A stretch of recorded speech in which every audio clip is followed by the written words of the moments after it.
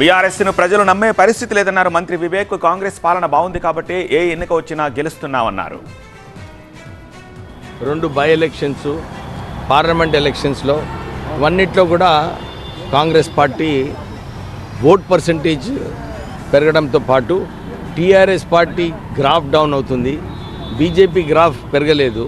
So ఈ అంశాలన్నీ కూడా ఎంత స్కీమ్స్ ఎట్లా నడుస్తున్నాయి తెలంగాణలో, ప్రజల్లో ఏదైతే నమ్మకం ఉందో ఈ ప్రభుత్వం పైన, ఇవన్నీ అంశాలు కూడా ఈరోజు ముఖ్యమంత్రి గారు హైకమాండ్కి ప్రజెంటేషన్ చేస్తారు.